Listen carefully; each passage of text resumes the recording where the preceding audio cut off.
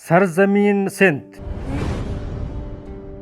دنیا میں قدیم اور مہذب ملکوں میں سے ایک ہے۔ ان کے قدیم عظمت کے نشان آمری، کوڈیجی اور موہنجو دڑو ہیں۔ سندھ میں کتنے ہی عظیم اور بہادر انسان پیدا ہوئے، جن میں سے راجہ ڈاہر بھی ایک تھا۔ راجہ ڈاہر کے والد کا نام چچ تھا، جو سندھ کا حاکم تھا۔ چچ نے 672 عیسوی میں وفات پائی۔ ان کے بعد راجہ چندر سندھ کے حاکم بنے، جس نے 8 سال حکومت کی۔ 680 عیسوی میں وفات پا گئے۔ راجہ چندر کے بعد راجہ ڈاہر نے ملک سندھ کی حکومت سنبھالی۔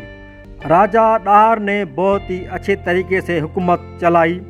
راجہ ڈاہر کے دور حکومت میں سندھ نے بہت ترقی کی۔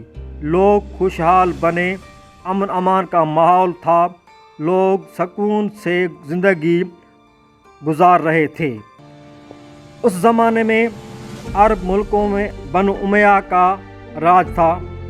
عراق کا گورنر حجاج بن یوسف جنگجو اور بڑا ظالم تھا، جنہوں نے لاکھوں مسلمانوں کا ناحق خون کیا تھا۔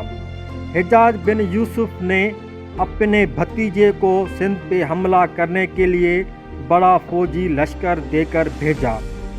مقصد خوشحال اور سرسبز سندھ کی ملکیت حاصل کرنا تھا اور سندھ پہ قبضہ کرنا تھا۔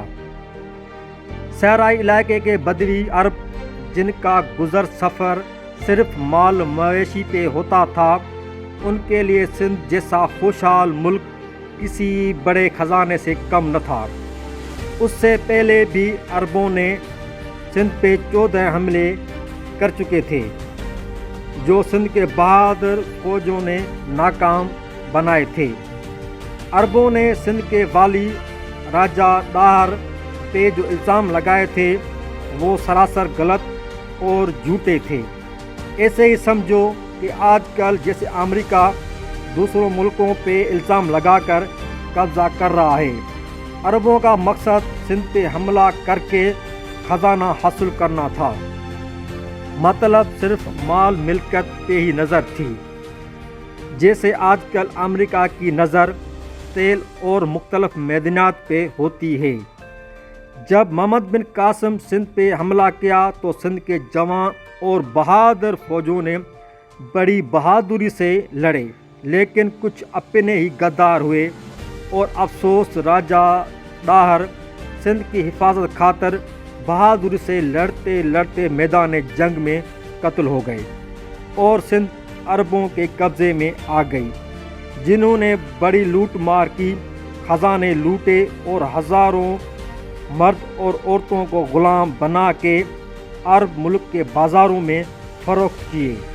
راجہ ڈاہر 712 میں سندھ کی خاطر لڑتے لڑتے شہید ہو گئے۔ سندھ کے لیے جان و مال کی قربانی دینے والے اور بھی بہت بہادر ہیں، لیکن ہم راجہ ڈاہر کو ہی پہلا ہیرا قرار دیتے ہیں۔